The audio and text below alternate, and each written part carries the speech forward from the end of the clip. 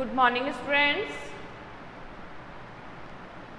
आज से हम हमारा जूलॉजी का नया paper zoology paper second ecology and environmental biology यानी कि पारिस्थितिक व जैविक जो पर्यावरण है वो प्रारंभ कर रहे हैं। ठीक है, तो इस चैप्टर में हम कुछ बेसिक चीज़ें पढ़ेंगे और कुछ डेफिनेशन लिखेंगे। इसके साथ ही हम हमारी जो यूनिट स्टार्ट कर रहे हैं वो है हमारी यूनिट फर्स्ट। तो सबसे पहले हम ये देखते हैं इकोलॉजी। जो इकोलॉजी है या पारिस्थितिकी की हम बात कर रहे हैं, ये ग्रीक भाषा के शब्द ग्रीक भाषा के शब्द आइकोस और लोगोस पारिस्थितिक या हम क्या कह रहे हैं, जो इकोलॉजी है ये ग्रीक भाषा के दो शब्द आइकोस प्लस लोगोस से मिलकर बना हुआ है। जो आइकोस है इसका अर्थ होता है घर या आस पास का क्षेत्र। क्या अर्थ है इसका? आइकोस का मतलब क्या होता है? कहीं आइकोस लिखा हुआ है, कहीं आइकोस लिखा हुआ है। ठीक है, तो आइकोस का मतलब क्या होता है? घर या उसके आसपास का क्षेत्र। क्या कहलाता है? आइकोस हुआ। लोगोस का मतलब क्या होता है? इसका मतलब होता है अध्ययन। तो इकोलॉजी एक ग्रीक भाषा के शब्द आइकोस प्लस लोगोस से मिलकर बना होता है, जिसका अर्थ है घर या आसपास के क्षेत्र का अध्ययन। समझ में आया? क्या है ये? जो आसपास अथवा घर या उसके आसपास के क्षेत्र का अध्ययन क्या कहलाता है? इकोलॉजी कहलाता है। जो इकोलॉजी है, इकोलॉजी सबसे पहले जिसने दिया था वो थे रीटर। इकोलॉजी शब्द जो सबसे पहले दिया गया था वो किसके द्वारा दिया गया था? रीटर के द्वारा दिया गया था।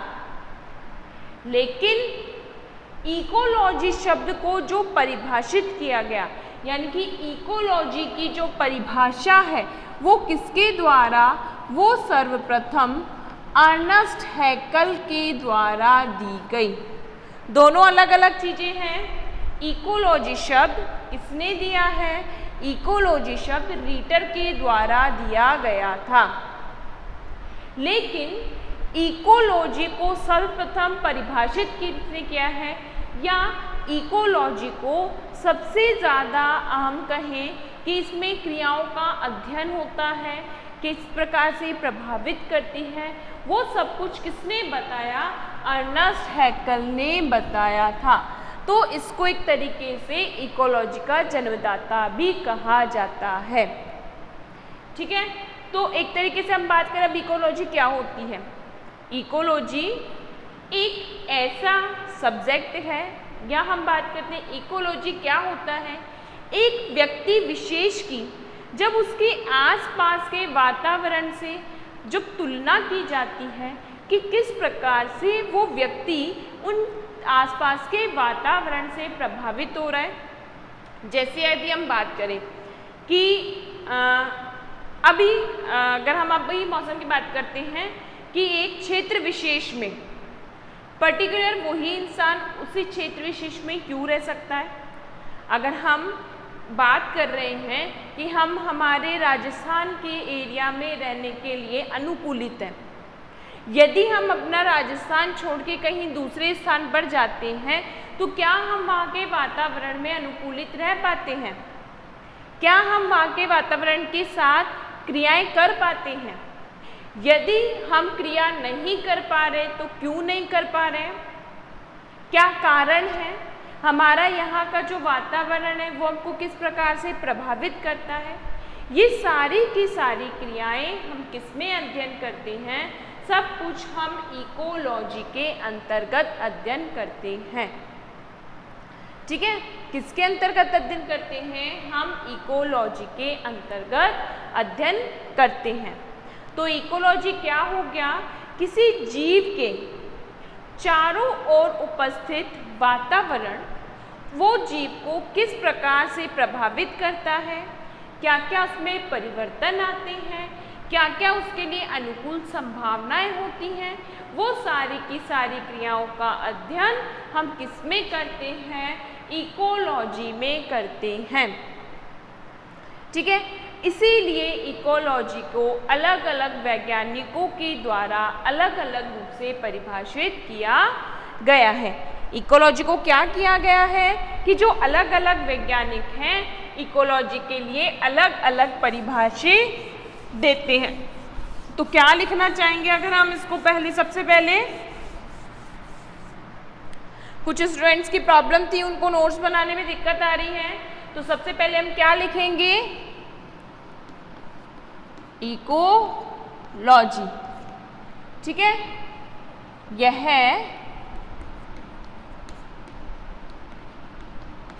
ग्रीक भाषा के शब्द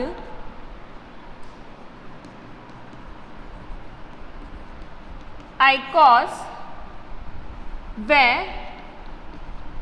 लोगो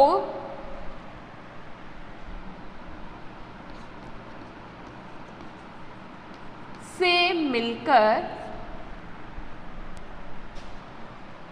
बना है। ठीक है, क्या क्या लिखेंगे हम? आइकोस प्लस लोगोस। क्या हो जाएगा? आइकोस का मतलब घर या आस पास का वातावरण, और लोगोस का मतलब क्या होता है? अध्ययन। ठीक है, नोट डाउन कीजिए इसे। इकोलॉजी शब्द सर्वप्रथम दिया गया। किसने दिया है? रीटर ने। किसने दिया है सर्वप्रथम? रीटर ने दिया है।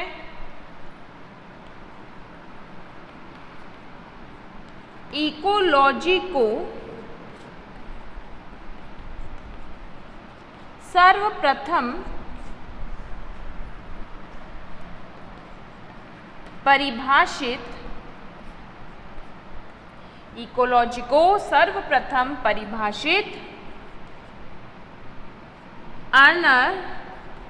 अर्नस्ट हैकेल ने किया। इकोलॉजी को सर्वप्रथम परिभाषित किसने किया है? अर्नस्ट हैकेल ने। ये नोट डाउन करो।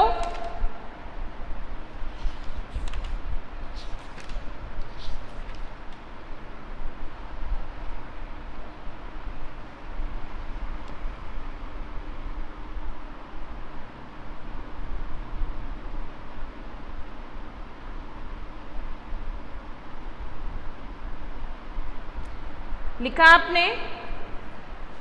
अब हम लिखते हैं इकोलॉजी की परिभाषा।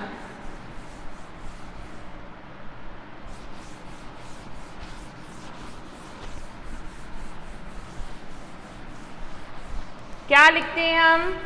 इकोलॉजी की परिभाषा।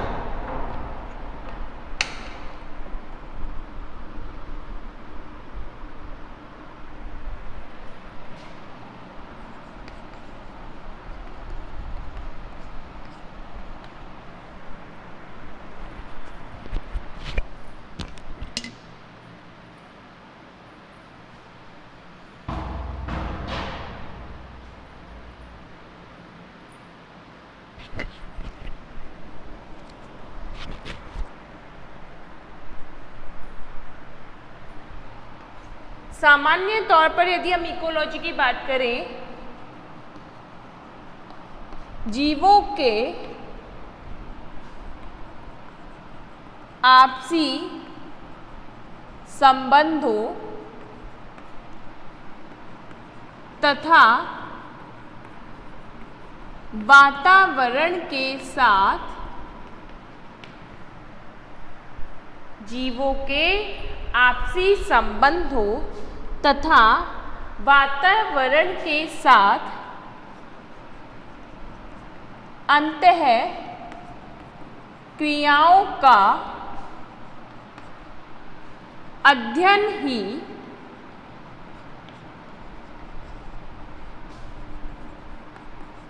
इकोलॉजी कहलाता है।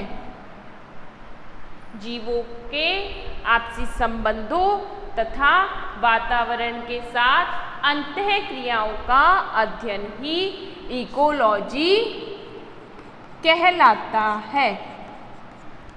ये तो हो गई इसकी सामान्य परिभाषा, ठीक है। इन्वर्टेड कॉमा में लिखेंगे हम इसको। अब इसके अलावा अलग अलग वैज्ञानिकों ने इकोलॉजी की अलग अलग परिभाषा लिखी है। तो हम लिखते हैं ओडम के अनुसार। कौन है ओडम? एक साइंटिस्ट है। ओडम के अनुसार इन्होंने भी क्या किया था? ओडम ने भी किसकी? इकोलॉजी की परिभाषा दी, ठीक है। तो अब इनकी परिभाषा क्या कहती है?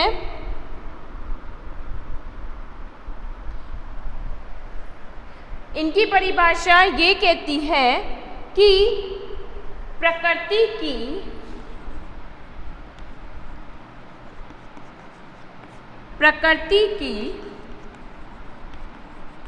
कार्य व संरचना का प्रकृति की कार्य व संरचना का संपूर्ण अध्ययन ही इकोलॉजी कहलाता है।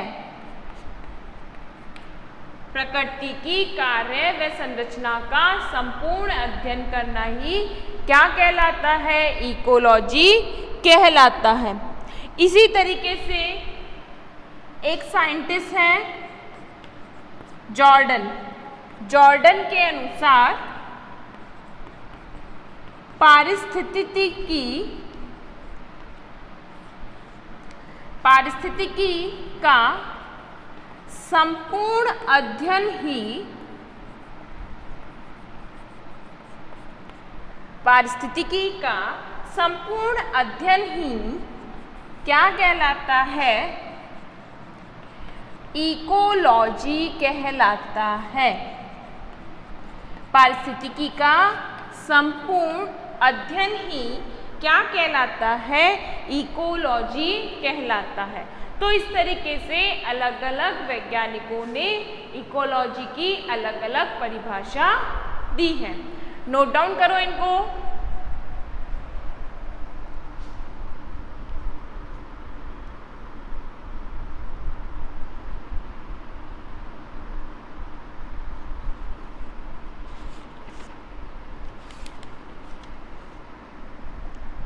लिखा? अब देखो,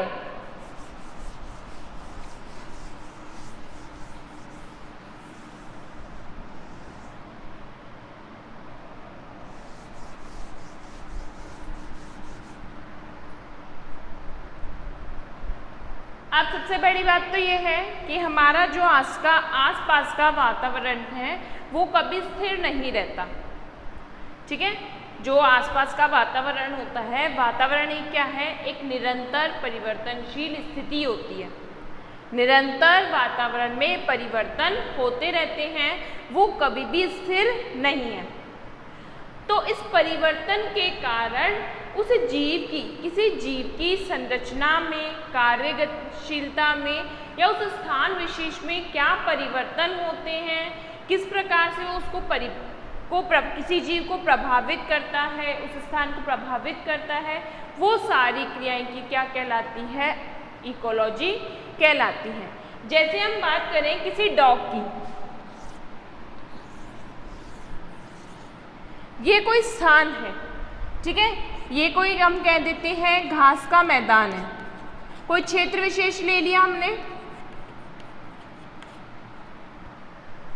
अब उस क्षेत्र विशेष में ये कोई क्या रह रहा है, डॉग रह रहा है, कोई एक एनिमल क्या है, डॉग रह रहा है, यानी कि इस घास के मैदान का खुद का एक अपना वातावरण है कि यहाँ पर कुछ इसका क्या होगा, तापमान होगा,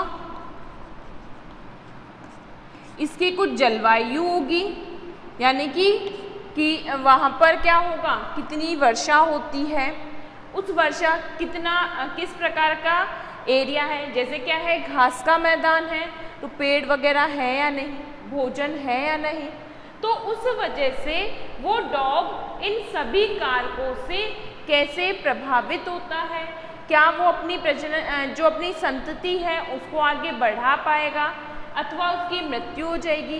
तो ये सारी क्रियाएं कि एक तरीके से इकोलॉजी क्या होगा, जीव का उसके वातावरण के साथ जो अंतः संबंध पाया जाता है वो ही क्या कहलाता है, इकोलॉजी कहलाता है।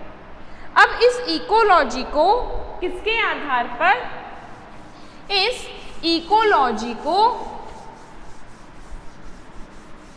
जगत अवधारणा के आधार पर,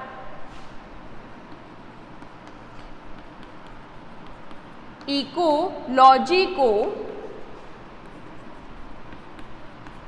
जगत अवधारणा के आधार पर, किसके आधार पर, जगत अवधारणा के आधार पर दो भागों में बांटा है, दो भागों में बांटा गया है। कौन कौन से दो भाग हो गए, एक होता है प्राणी इकोलॉजी,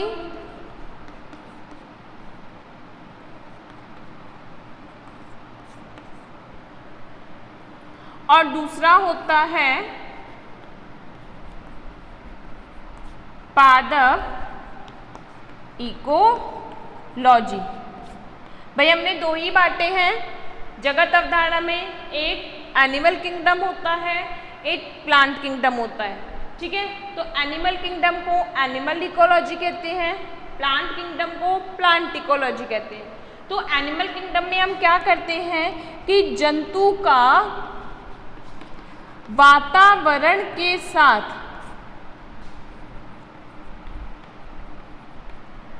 जंतु के वातावरण के साथ अंतः संबंधों का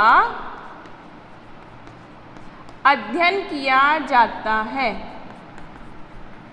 क्या किया जाता है इसमें कि प्राणी इकोलॉजी में जंतु का उसके आसपास के वातावरण के साथ, यानी कि अपनी ही जाति के सदस्यों के साथ, किसी दूसरी जाति के सदस्यों के साथ, वहाँ के तापमान, जो जल है या हम कहें आर्द्रता है, वर्षा है, भोजन है, इन सभी संरचनाओं के साथ जो जो उसकी अंतः क्रियाएँ होती हैं उन सब का अध्ययन क्या कहलाता है, प्राणी इकोलॉजी कहलाता है। इसी तरीके से पादप इकोलॉजी में हम किसका अध्ययन करता है कि उस स्थान विशेष पर उगने वाले पादप, जैसे अगर हम बात करें कि रेगिस्तानी एरिया है तो रेगिस्तान में पादप कम मिलेंगे, ऐसे वृक्ष मिलते हैं जिनको पानी ग्रो करने के लिए पानी की कम आवश्यकता होती है, ठीक है। जहाँ पर बहुत अधिक बारिश होती है तो वहाँ पर क्या मिलेंगे, घने लंबे लंबे वृक्ष मिलेंगे, छायादार सदाबहार वन मिलेंगे। तो इस तरीके से ये सारी क्रियाएं हम इन दोनों के अंतर्गत अध्ययन करते हैं। प्राणी इकोलॉजी में जंतु का वातावरण के साथ अध्ययन किया जाता है और पादप इकोलॉजी में पादप के आसपास के वातावरण के साथ अध्ययन किया जाता है।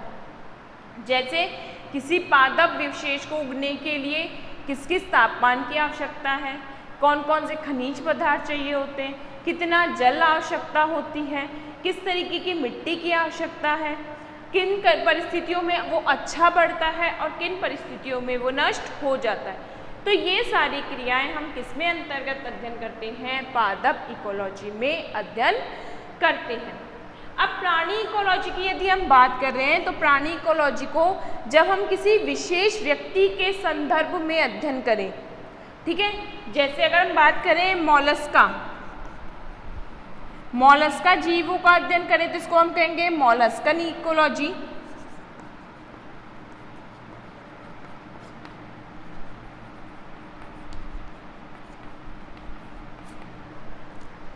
यदि हम पक्षी वर्ग का अध्ययन करें तो क्या होगा? पक्षी विशेष का अध्ययन करेगा तो इसके बर्ड्स इकोलॉजी हो गई, ठीक है। फॉसिल का, जीवाश्म का अध्ययन करते हैं तो फॉसिल इकोलॉजी हो गई। इसी तरीके से हम प्लांट में यदि हम किसका बात कर रहे हैं, हम शैवालों का अध्ययन कर रहे हैं तो क्या हो जाएगा? Algal ecology.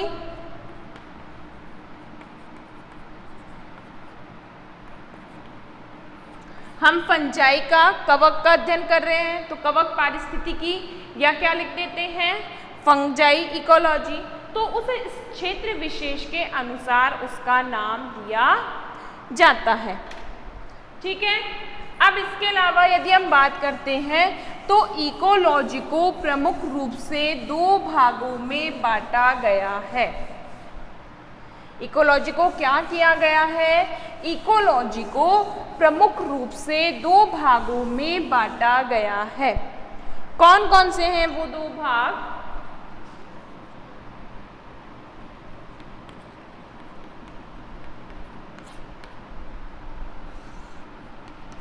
एक तो होता है स्व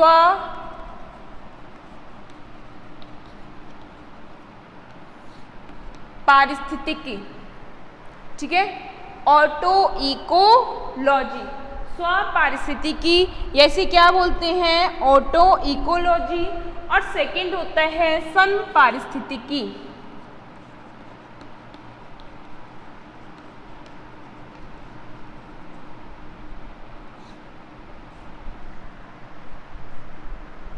इकोलॉजी को 2 भागों में बांटा है। एक तो क्या हो गया? स्व पारिस्थितिकी और दूसरा क्या हो गया? सम पारिस्थितिकी।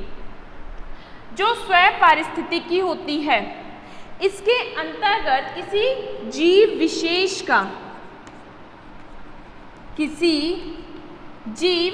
विशेष का वातावरण के साथ अध्ययन किया जाता है। क्या करते हैं? स्व पारिस्थितिकी यानी कि स्वयं जीव के बारे में, किसी एक पर्टिकुलर जीव के बारे में। सपोज करो मैं हूँ, मेरे को आसपास के वातावरण की कौन कौन सी चीज़ें प्रभावित कर रही हैं, मैं किस तरीके से वृद्धि कर रही हूँ, कौन सी परिस्थितियाँ मुझे कार्य करने के लिए अनुकूल हैं, किन परिस्थितियों में मेरी जो कार्य करने की क्षमता है वो घट जाती है। तो इन सभी क्रियाओं का अध्ययन जब पर्टिकुलर मेरे लिए किया जाएगा तो उसे हम क्या कहते हैं? स्व पारिस्थितिकी या ऑटो इकोलॉजी कहते हैं। समझ में आया कि जैसे अगर हम बात करें ये कोई स्थान विशेष है और उस स्थान विशेष पे हम किसी बिल्ली की उस स्थान विशेष के बारे में अध्ययन करते हैं, तो ये पर्टिकुलर किसी एक के बारे में हुआ, इसलिए इसको क्या कहते हैं? स्व पारिस्थितिकी कहते हैं। अब आता है सम पारिस्थितिकी। सम पारिस्थितिकी में किसी एक जीव का अध्ययन ना करके कि पूरे समुदाय का अध्ययन किया जाता है। यानी कि एक स्थान विशेष हो गया, कोई क्षेत्र विशेष है, उसमें क्या रह रही है? उसमें बिल्ली भी है, उसमें डॉग भी है, कोई यहाँ तालाब है तो यहाँ पर क्या है? मछलियाँ भी हैं। तो ये सारी जो चीज़ें हैं उस स्थान विशेष पे रहने वाले जीव जंतु, पेड़ पौधे, मनुष्य एक दूसरे को किस प्रकार प्रभावित करते हैं, उन सब का संपूर्ण अध्ययन क्या कहलाता है? समपारिस्थितिकी कहलाता है। इसके बारे में और डिटेल से हैं हम हमारी नेक्स्ट वीडियो में अध्ययन करेंगे। Thank you students.